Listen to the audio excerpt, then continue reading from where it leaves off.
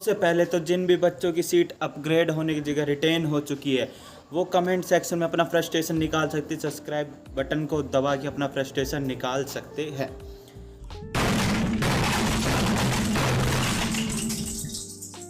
तो नमस्कार यार, तो कैसी है अपनी पब्लिक। तो जैसे कि तुम सबको पता ही होगा कि HSTS का सेकेंड राउंड का बीटेक का रिजल्ट आ चुका है। जिनको नहीं पता होगा उनको अब पता चल चुका होगा क्योंकि मैंने बता दिया है। तो अब 3 टाइप के बच्चे हमारे पास आते हैं। जिनके पास फर्स्ट नंबर पे जिनकी सीट अपग्रेड हुई है उनको क्या करना है, जिनकी सीट अपग्रेड नहीं हुई उनको क्या करना है, यानी कि सीट रिटेन हो चुकी है। और थर्ड नंबर पे जिन्होंने सेकंड काउंसलिंग में अप्लाई ही नहीं किया था उनको भी कुछ करना है या नहीं करना है। तो तीनों बच्चों के बारे में बात करेंगे और उसके बाद बात करेंगे कि क्या तुम्हें फिजिकल काउंसलिंग में अप्लाई करना चाहिए या नहीं चाहिए। तो बढ़ते हैं अपनी मेन वीडियो की तरफ। तो सबसे पहले तो जिनको नहीं पता कि HSTS का सेकंड राउंड का रिजल्ट कहाँ पे आएगा, तो जहाँ पे तुमने अप्लाई किया था तुम्हारा जो लॉगिन पोर्टल था HSTS का, वहीं पे ही तुम्हारा रिजल्ट शो करेगा। जाना वहाँ पे सीट अलॉटमेंट में जाके देखना। अगर तुम्हारी सीट अपग्रेडेड लिखा हुआ है मतलब कि तुम्हें कोई नई सीट मिल चुकी है जो कि तुमने चॉइस फिलिंग करी थी। और अगर रिटेन लिखा हुआ है यानी कि तुम्हें कोई भी सीट अलॉट नहीं हुई, जो सीट तुम्हें फर्स्ट काउंसलिंग में मिली थी वही सीट तुम्हारी रह चुकी है। तो बात करते हैं सबसे पहले कि जिन बच्चों को सीट अपग्रेड हो गई है उन्हें क्या करना है। तो उन्हें सिंपल कुछ नहीं करना, ना उन्हें टोकन फीस दोबारा पे करनी, चाहे किसी का डी क्रस्ट में से YMCA में एडमिशन हो गया हो, चाहे किसी का GU से YMCA में एडमिशन हो गया, चाहे किसी का डी क्रस्ट के डी क्रस्ट में ही दोबारा एडमिशन हो गया हो, तुम्हें किसी को भी टोकन फीस दोबारा पे करने की ज़रूरत नहीं है। तुम्हें सिंपली क्या करना है, अपना सीट अलॉटमेंट जो लेटर है वो डाउनलोड कर लेना है और फिर सिंपल फर्स्ट काउंसलिंग वाले प्रोसेस तुम्हें वापस स्टार्ट कर देने हैं। तुम्हें कॉलेज को फ़ोन करना है और उनसे कहना है कि मेरी सीट अपग्रेड हो चुकी है। अगर मेरे को कोई डॉक्यूमेंट दोबारा अपलोड करने हैं तो वो बता दो, कोई डॉक्यूमेंट चाहिए तो वो बता दो, वरना तुम्हारे सिंपल 2 से 3 दिन बाद तुम्हारी स्लिप आ जाएगी।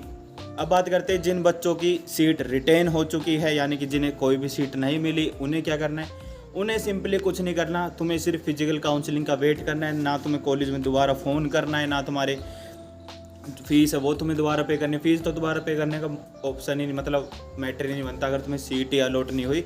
पर तुम्हें कोई चॉइस फिलिंग भी दोबारा मतलब कोई तुम्हें वापस रिपोर्टिंग नहीं करनी। तुम्हारा एडमिशन ओके है, फर्स्ट काउंसलिंग की सीट तुम्हारी सेफ़ है। अभी तक तुम्हारी वो सीट कैंसिल नहीं हुई है। सीट कैंसिल उनकी हुई है जिनको सेकंड काउंसलिंग में कोई सीट मिल गई है। अब थर्ड बच्चे जिन्होंने सेकंड काउंसलिंग में अप्लाई ही नहीं किया था यानी कि जिन्हें फर्स्ट राउंड में ही अच्छी खासी ब्रांच मिल गई थी, उन्हें उससे ऊपर कुछ चाहिए ही नहीं, तो उन्होंने अप्लाई ही नहीं किया। तो उन्हें कुछ करना या नहीं करना, तो उन्हें भी कुछ नहीं करना। उन्हें भी सिंपल अपने मस्त क्लास का वेट करना है कि कब से मेरी क्लास स्टार्ट होगी।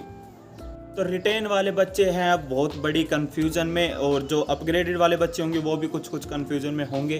कन्फ्यूज़न किस चीज़ की कि भैया जो कॉलेज वाले हैं वो 18 से 19 तारीख तक फीस मांग रहे हैं, और जो फिजिकल काउंसलिंग है वो बाद में होगी, उसके करीब दिवाली के बाद वो स्टार्ट होगी। फिक्स डेट कुछ होती नहीं है। अगर तुम्हें फिजिकल काउंसलिंग का प्रोसीजर नहीं पता तो जाके मेरी ये वाली वीडियो देख सकते हो, इसमें मैंने बता रखा है कि फिजिकल काउंसलिंग का क्या प्रोसीजर रहता है। तो उन बच्चों को बहुत कन्फ्यूजन है कि भैया क्या हमें फिजिकल काउंसलिंग में कोई सीट नहीं मिली तो ये फ़ीस का हमारा क्या होगा, जो भी हम 30 से 40 हज़ार रुपये पूरे सेमेस्टर फीस दे देंगे।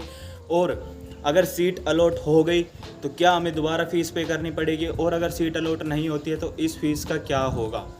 तो जिन बच्चों को ये कन्फ्यूज़न है कि क्या हमारी फ़ीस एडजस्ट हो जाएगी या नहीं होगी, तो उनको बता देता हूँ कि यार तुम्हारी फ़ीस एडजस्ट हो जाएगी। अगर एडमिशन भी कैंसिल करवाना चाहोगे तो एडमिशन भी कैंसिल हो जाएगा, वो फ़ीस भी तुम्हारी रिफ़ंड हो जाएगी। और जैसे तुमने अभी फ़ीस अपनी पे कर दी 18-19 तारीख तक, सभी यूनिवर्सिटी ने डेट दे रखी है, तुम्हें अपनी फ़ीस पे कर देनी है अपना जो तुम्हें सीट मिली थी। अगर सेकंड में नहीं मिली, फर्स्ट वाली मिली है, सीट रिटेन हो चुकी है, तो उसको अपग्रेड करवाने के लिए वेट मत करो कि फिजिकल काउंसलिंग में देख लूँगा, इस सीट को छोड़ देता हूँ।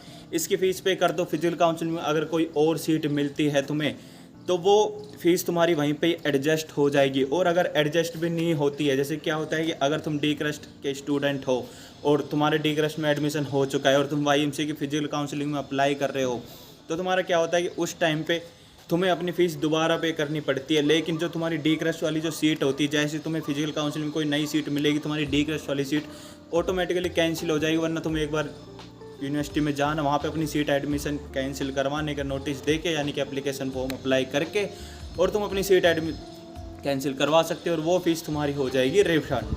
लास्ट एक कंक्लूजन निकालते हैं पूरी वीडियो का। जिनको अपग्रेड हो गई है उनको वापस रिपोर्टिंग करनी है जैसे फर्स्ट राउंड में करी थी।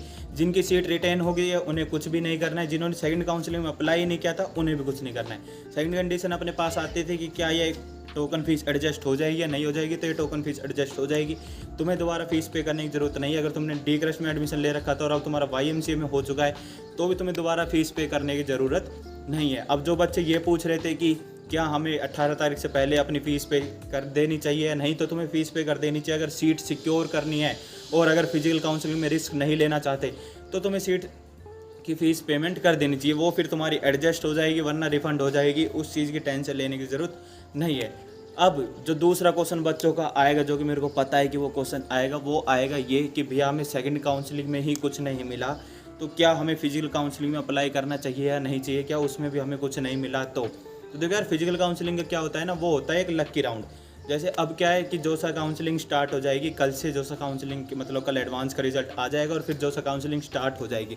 अब जितने भी टॉप रैंकर्स थे जिन्होंने HSTS में सिर्फ सेफ साइड के लिए अप्लाई कर रखा था, उनका जैसे किसी NIT या IIIT या GFTI किसी भी अच्छे उसमें एडमिशन होता है, वो तभी अपना एडमिशन विड्रॉल करवा लेंगे YMCA से, डी क्रस्ट या किसी भी यूनिवर्सिटी से जहाँ पे भी उनका HSTS में एडमिशन हुआ है, वो तभी के तभी अपना एडमिशन विड्रॉल करवा लेंगे और फिर वो हो जाएगी सीट खाली। और फिर वहाँ पे तुम्हारे लिए एक अच्छा मौका रहेगा फिजिकल काउंसलिंग में कि तुम उन सीटों पे जाके अपना अप्लाई कर सकते हो। तो अगर सेकंड काउंसलिंग में यार तुम्हें कोई भी सीट नहीं मिली है, सीट रिटेन हो चुकी है, तो डिप्रेस्ड होने की ज़रूरत नहीं है, सैड फील करने की ज़रूरत नहीं है। फिजिकल काउंसलिंग एक तरह से लकी राउंड होता है। मैंने ऐसे बच्चों को देखा है पिछले साल जिनका ये हो गया था कि नहीं, मेरा जो खुद कह रहे थे कि मेरा एडमिशन ही नहीं हो सकता, और वो आज ठीक ठाक ब्रांच में, कोई कम्युनिकेशन में, कोई इलेक्ट्रॉनिक्स में, कोई इलेक्ट्रिकल में। तो अगर तुम्हें लगता है कि हाँ मेरे पास कम्युनिकेशन है या फिर मेरे पास EC है और मेरे को CSIT चाहिए थे पर मेरे को सेकंड राउंड में CSIT नहीं मिल पाई, तो पक्का कह रहा हूँ फिजिकल काउंसलिंग में अप्लाई कर देना। अगर इलेक्ट्रॉनिक्स में फ़िलहाल बैठे हो, YMCA की इलेक्ट्रॉनिक्स में अगर बैठे हो फ़िलहाल, तो अपनी ECS मान के चल लेना। अगर ECS में बैठे तो अपनी IT या CS या डाटा साइंस में से एक ब्रांच मान के चल लेना। और फिजिकल काउंसलिंग में अप्लाई ज़रूर करना, क्योंकि लास्ट में यार फिर एक ये ना रह जाए कि काश अगर उस टाइम पे 200 रुपये फ़ीस पे करके फिजिकल काउंसलिंग में अप्लाई कर देता तो आज शायद एक ब्रांच और ऊपर अच्छी मिल सकती थी। तो कुछ नहीं है यार, अप्लाई करने में कुछ भी नहीं जाता, क्योंकि ये कंफर्म है कि जो भी टॉप रैंकर्स थे, एक बार HSTS का जो सीट अलॉटमेंट का जो रिजल्ट है फर्स्ट राउंड का वो खोल के देखना, उसमें जो CS की जो ओपनिंग हो रखी है वो 2 से 5 हज़ार के बीच वाले बच्चों को मिल जाएगी। अब वो जो 2 से 5 हज़ार वाले बच्चे होते हैं वो कभी भी इस कॉलेज में नहीं आएंगे, वो अपना NIT में ट्राई करेंगे, वो सिर्फ सेफ साइड के लिए अप्लाई करते। तो जैसे उनका किसी NIT या IIIT में एडमिशन हो जाएगा वो कर लेंगे अपनी सीट विड्रॉल। तो इसलिए कह रहा हूँ फिजिकल काउंसलिंग में अप्लाई करना। सेकंड राउंड में अगर सीट अलॉट नहीं है तो कोई टेंशन लेने की बात नहीं है।